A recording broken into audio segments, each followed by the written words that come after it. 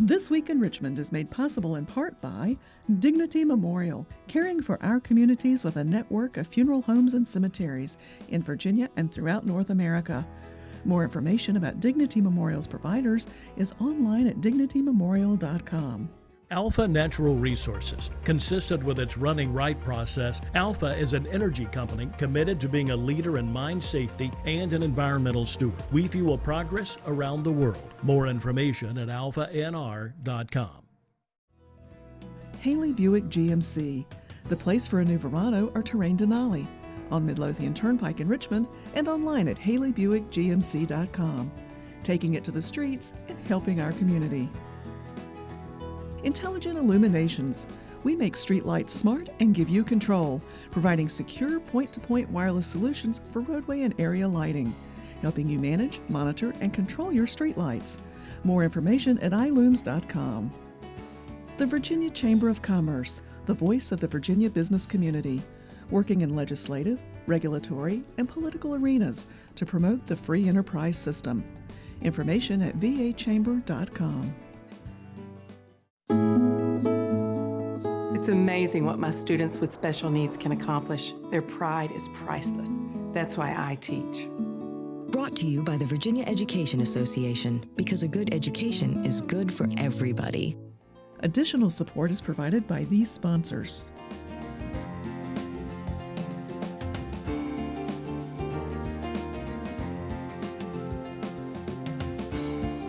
And by the members of Virginia's public television stations. Thank you.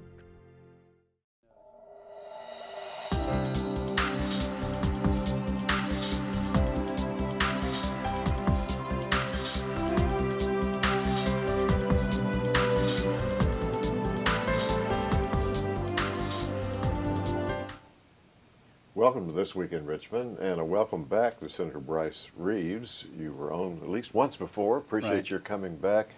17th Senate District. I think of primarily Fredericksburg, but that's just a part of it. Tell the viewers the other jurisdictions. Yeah, that's just the far corner. Yeah. I have the city of Fredericksburg, Spotsylvania, Louisa, Orange, Culpeper, and the Albemarle counties. So I say a big box in Central Virginia, and that's our district. So 4 hospitals, 2 universities, we got it covered. So it's a mixture of really of urban and suburban and rural. Absolutely, yeah, absolutely. And I love it. It's great people, you know, and that's the challenge as a legislator you have, where it's not just like Northern Virginia, where it's just all suburban city. It's both, and sometimes there's a lot of conflict resolution that has to happen between all those entities. So you get it all worked out in the 17th district, it ought to be fine for the state. That's right. Oh, of course. That's right. We'll lead the way. Yes.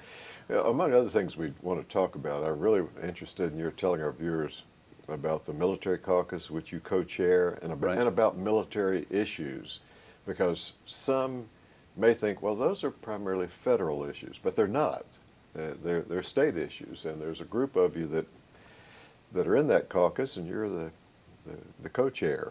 Well, I am, David. I am the co-chair of the military caucus. I serve along with a great guy, a retired Colonel, Rich Anderson, who's a delegate there. And for the last almost 2 years, he and I have chaired this caucus. And as we were talking a little bit earlier, it's almost turned into committee structure.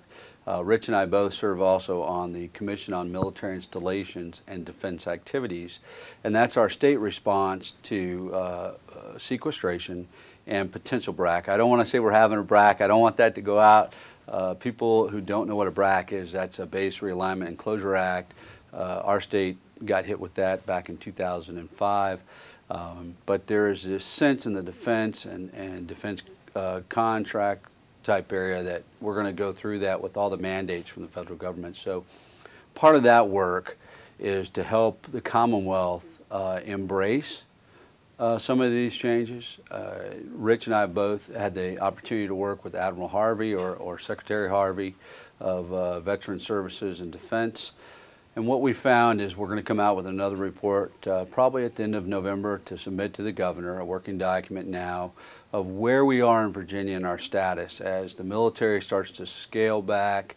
Where are those cuts going to come from? We have 19 military installations in Virginia, wow. Not even including our Guard, which is a huge case. And so we actively work in that direction. I'm also on the Virginia Military Advisory Council, and that includes all the garrison commanders of all the military installations here, as well as the 2-star that's in charge of the Military District of Washington. So we're very integrated into what our federal partners and DoD partners are, because whatever they move directly affects us. And we're tied at the hip to our DoD partners, especially since we have the Pentagon in Northern Virginia. Right. So. Right.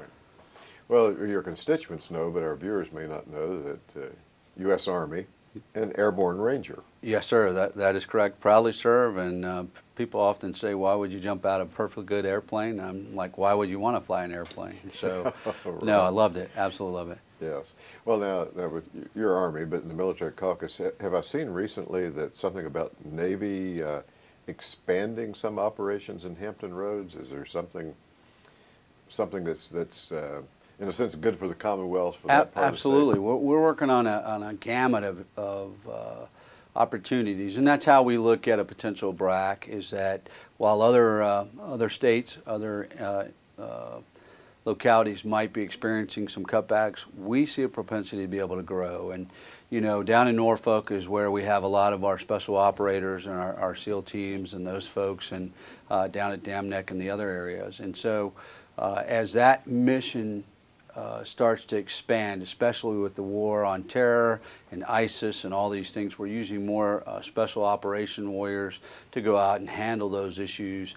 And so that area, if you look at the DoD budget itself, is starting to expand even more, back even into cybersecurity, which is a direct threat to the Commonwealth and to our installations. So there is a propensity for us to grow there. And there's some other areas that we'll talk about later as well that I think as the mission parameters, kind of mission creep kind of broadens in Virginia, we'll have that opportunity to grow. Now, there's also legislation that you all introduced that relate to military families or spouses, occasionally with a surviving member of the military, in fact, that recent constitutional amendment. Correct. Well, we've been, Governor McDonald, I think, was probably helped spearhead a lot of this, having been a lieutenant colonel, and we are and want to be and continue to be, I think, one of the most veteran-friendly states in the whole United States. And the reason is we have 850,000 veterans and active duty personnel in Virginia, and we'd like to keep them as the place where families want to grow, live, and play. And so in order to do that, we need to do the things to make it that type of environment. And so we worked really hard. We've worked on taking our active duty components, troops to trucks. In other words, if you drive a 5-ton in the military, then you should be able to come out and take a commercial driver's license. We've done that with a lot of our nuke sub guys that work in that. They go from there into energy. We've taken care of licensing. So if an active duty member is a Virginia resident and they get stationed in Germany and their wife's a realtor and she has a license, she comes back, it's still valid. So some of that continuing education things, we've tried to help families maintain or I guess detract and take away those stressors that really stress a family. And so we're consistently working on that. There's going to be a few more issues we'll come up with. I carried a service dog bill last year to help those folks that are coming back bruised and battered with PTSD, a traumatic brain injury, the ability to have a battle buddy with them and go anywhere. So, I was trying to do the math in my head, but I was also wanting to listen to what you were saying. But when you mentioned the number of active duty, did you say 850? we have, between active duty and our what we anticipate as our veterans, about 850,000 people. Wow. And what I was thinking about, if you run the numbers, and maybe you have, but it'd be interesting for some of our viewers, someone to do. If you take Virginia's population, that's a sizable part of our population. You're absolutely right. And if they were to take a hiatus and leave, we'd be in a pickle. And, oh, yeah. And, I think we've got to work a lot more towards maybe refining or restructuring our tax system. We have a lot of federal employees here that would like to retire here, but our tax base, the way we have it set up, they're going to Florida, they're going to Texas, they're going to Tennessee, so, because of our income tax. And so we've got to work on those issues too, and I think we're looking at that. But right now we're really focused on veterans, active duty, and their families, and trying to take care of those who have served the uniform. We've got a few more minutes. and we may have your colleague Rich Anderson on Good. later finishing the show. But in the few more minutes we have, there may be other issues you want to talk about too, about the upcoming session or anything that is on Senator Reeves' agenda that you'll be working on. Well, we've really worked hard. And let me just say this, David, we've worked really hard the last 3 years to work on I think, very important issues that are important to my constituents back in the 17th, but not just them, throughout Virginia. My very first bill as a freshman legislator was to make sure that veterans' remains got a dignified burial. And there were some that were unclaimed, and we figured out what the disconnect was, and we got that fixed. And I told somebody I could go home tomorrow. Passing that one piece of legislation, because, you know, when you swear an oath to support and defend the Constitution of the United States, the one thing they promise you is, you know, your loved one will get a flag and you'll get a burial and your body will come home. And so that's an oath that, you know, I don't take lightly, and I think all of us that serve in the General Assembly take those oaths to heart. And so, you know, you start there. We've passed offshore drilling, an emergency management fund there. Now the governor's got his plan he's coming forward with. So I think we're starting to turn the battleship, if you will, in the right direction with jobs and the economy. I think the governor's kind of settled into his spot, and there are a lot of issues we'll take up this session coming forward. Now it is an election cycle, so hopefully we won't see, you know, 3,000 or 2,700 bills again in a 45-day session, but. Yeah, we're gonna continue to work that direction, and we've got probably, I think, 15 or 20 bills that we're gonna move forward on. Now, for a man who jumps out of planes, you used a good analogy. I think that you're talking about it takes some time to turn a big aircraft carrier, and that's almost like the time it takes to change some matters in the Commonwealth for better. So it takes some time to work on them, and that's a challenge certainly to citizen legislators who are only here a short time of the year. Well, you know, we're here a short time of the year, but I tell people all the time we're constantly working. You know, constituent service never stops. You know, you get a guy who's 30 months from the street and he's waiting on a check and he can't get his VA claim filed, and all those issues don't go away. Or we don't just channel them and say, okay, you got 45 days from January 14th, 15th to February 28th, you get all your work in. That's consistent. And what I've found representing 204,000 people is that's a lot of work. And we often find ourselves almost overwhelmed with the amount of constituent work. But, you know, and then you have committees throughout the year. So we're constantly working on Senate business. The great thing is, yes, we're only down here for a short amount of time, which I think makes us be more judicious with regard to good bills. Good bills get through in a bipartisan manner. I'd say 85 to 90% get through. And if it's not ready for prime time, it's gone.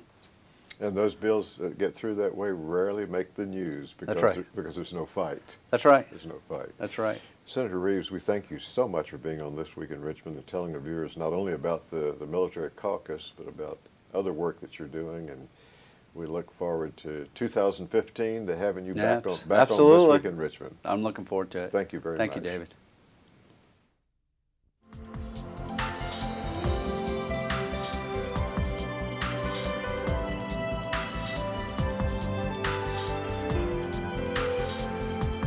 We have two very special guests with us. Delegate Rich Anderson, who's been on this show before. Welcome back. We're having you here now in your special role as co-chair of the Veterans Caucus. Correct. And we also have the Adjutant General of Virginia National Guard, Brigadier General Tim Willliams. Good to see you, David. Thank you very much, both of you, for being on. You're going to tell us some about the session and upcoming, and then we're going to hear from the General. Right. Well, thanks for having both of us on Yes. together. This is pretty neat for two Hokies to be on here together. And we're at the tail end of calendar 2014, which means we're in the spin up to the 2015 legislative session. So we'll get down here. We've got a pretty aggressive agenda of items for Virginia veterans. As you know, we have 840,000 veterans in the Commonwealth of Virginia, and we do our very best as a legislative body to take care of their needs, those men and women who've worn the cloth of the country. So what we have in front of us now is we have a menu of suggested pieces of legislation that have been worked over the last year by a body called the Joint Leadership Council of Veteran Service Organizations. That's an umbrella body that consists of 24 veteran service organizations, from the American Legion to the Association of the United States Army to the VFW and on for 24 organizations. So it's a great synthesis of the priorities of 840,000 Virginia veterans. We have that in our hand. We're looking through that. We're about to craft bills to drop into the hopper, and then we'll be off to the races, so to speak. What we're looking at this session, you probably know, we already have 2 Virginia Veterans Care Centers, one in Richmond and one in Roanoke. We envision broadening that network to include one in Hampton Roads in the Virginia Beach area. Delegate Chris Stolley is working that right now. And then I'm focused on the Northern Virginia Veterans Care Center. Hopefully the venue for that will be Prince William County, where I reside. Delegate Kirk Cox, the House Majority Leader, and I are carrying a bill to set aside the necessary monies for Virginia's 35% of the construction cost. And then a separate bill, which is being patroned by Delegate Cox, is also being shared with Delegate Chris Stolley for the Hampton Roads Veterans Care Center. We've got some other items in our kit bag that we hope to move along, such as legislation to address the very real challenge in Virginia of veteran homelessness. Believe it or not, there are veterans who are residing on the streets today. And so our whole mission is to try to address that with some very vigorous legislation. And then lastly, we want to do some things for the Virginia War Memorial in the way of a couple of additional staffers. And then we also want to look at providing additional veterans claims officers with the Department of Veterans Services so that we can, in fact, provide these claims services for veterans, which has been on the uptick with all these veterans returning from foreign shores in the recent overseas conflicts that we've had. So it's a pretty aggressive schedule. The challenge is obviously going to be the budget, because these things have to be resourced. So I'm looking forward to it. Sounds great. And General, tell us about the Virginia Guard. Some of our viewers may not know just how extensive the work is. Well, thank you for the opportunity to be here and talk that piece of our national defense. Well, the National Guard is rooted really in the very origins of our country, and certainly here in the Commonwealth, that's 1607. So we've been a part of this and Commonwealth and our nation's defense for all those many years. And today it's really into 3 bins, as you could say. The first is the National Guard is the combat reserve for our nation's military, specifically the Army and the Air Force. And in Virginia, we have 8,700 soldiers and airmen and another 400 Virginia defense personnel. And it's very important that our citizens in the Commonwealth understand that as that combat reserve, we are there to answer the call when the President asks and directs us to, and we're there to fight our nation's wars shoulder to shoulder with our active duty brothers and sisters. The second part of our mission is to answer the call of the governor. So whenever we have any issues in the state, whether it's man-made or natural disasters, we're there to provide services to the Commonwealth, to fill the gaps and to support our brothers and sisters, actually, in the Virginia Department of Emergency Management and across the public safety organizations. All you have to do is look up to New York and see that today, and see what the National Guard is doing in the state of New York. And then the third part, and really one of the more interesting things that the Guard does is building partnerships. And that could be anything from a program that we participate robustly in, which is the State Partner Program, where we are actually linked and working with an Eastern European nation, Tajikistan, and creating that military-to-military relationship and that civil-military relationship as well, creating those deep bonds over many, many years so that we can be that cemented relationship that advances certainly Commonwealth goals, but the national goals as well. And then it spans the spectrum to partnerships here in the Commonwealth. And I like to use our challenge program down at Camp Pendleton. That is a fantastic program where we provide a program and services to students who are challenged and need extra emphasis to get them back on track and get them through their high school years and get them to the point where they graduate and can move back into the civil society and be productive members. Well, that's interesting. Those last two that you mentioned, I certainly wasn't aware of those. And we were talking just before we started. Your role as Adjutant General goes way back. And so how many did you say there have been before you? I'm the 28th Adjutant 28th. General. And it's rooted in the very beginning of our republic. In 1792, each of the states established the Adjutants General to be that focal point and ensure that the readiness and quality of the services are there to make sure that they meet the needs of the Commonwealth in our case, and the national requirements if in fact the President deems necessary. 28 is pretty significant when one considers we've had 72 governors of the Commonwealth of Virginia. That's right. A pretty significant number. That's right. And we've had Adjutant Generals who served with 2 or 3 governors. Multiple for that, decades yeah. in some cases. Yeah, That's multiple right. decades, yes. So you're headquartered? We're here in Central Virginia in Sandston, Virginia, right near the International Airport. But we have locations at Fort Pickett, where our Army National Guard is headquartered, and our Air National Guard is headquartered at Langley Air Force Base. And that's a very unique and aspect to national defense, and that's something that a lot of people don't realize as well. We work hand in hand with the Air Force at Langley, specifically the 1st Fighter Wing. And it's a seamless relationship where the Air Force and the Air National Guard, they're working every day together to make sure that that national level mission is always on track. And, You know, we have quite a few veterans serving in the General Assembly. Are some of them in the Guard now? Or I don't think any are active, Not active drilling guardsmen right now, but we've had those who have served entire careers on active duty and retired.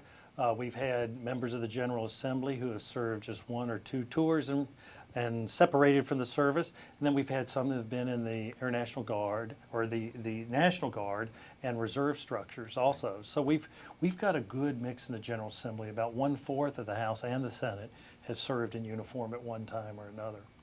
And one, I believe the most senior one, who's also from Prince William, going back right to the close of World War II, I believe. Yes. Senator Colgan. Yes. So there's Yep. quite... Senator Colgan. Saw him just this morning at a function in Prince William. He served in the Army Air Corps in World War II. Yeah, yes. So on the legislative agenda that was mentioned, any of those particular being Guard issues or not at this time, but that's up to Rich and Right. our partners. We really are here as part of that public safety organization. We certainly have concerns as we move forward, and I think Rich has already talked a little bit about it. You know, we have budget issues that, Sure. that are certainly of concern. Right. But I think it's also important that our citizens understand that the National Guard is 95% funded through the federal government. So a small portion okay. is state funded. That's good information. Well, and there's a purpose behind that. It's to ensure that there's the central standard that is met, to ensure that it's a quality force and that we can meet those national level requirements, which actually sets us up in very good stead to meet anything that the governor and the Commonwealth need us to do. Well, certainly there have been times of tornadoes and hurricanes and floods and Yes, other, sir. you said, disasters of that nature Right. where our Guard has been out in Virginia and assisting. So we appreciate very much your being on. Any closing word about? Well, closing words, I guess I would say that some of this legislation that we're going to be doing is obviously after these guardsmen serve their time in uniform and depart and return Yes. to the civilian ranks, which they're partially in because they truly are citizen Right. soldiers in the finest tradition of our country. They will be veterans also, Yeah. and we welcome them Yeah. into our ranks. Well, thank you both very much for being on This Thank Week in you. Well, Richmond. thank you. Thank you.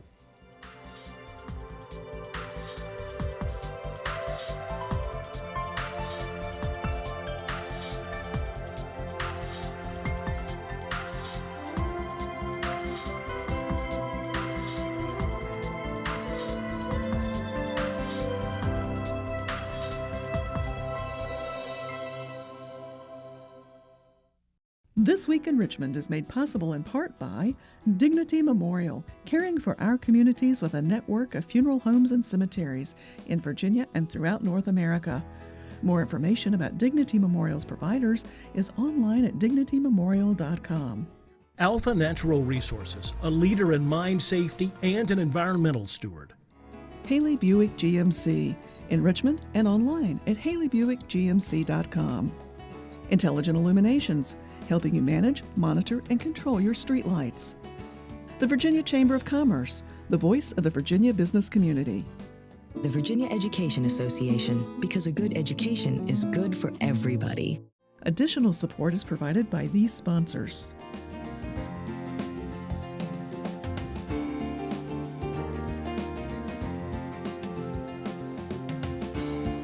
And by the members of Virginia's public television stations. Thank you.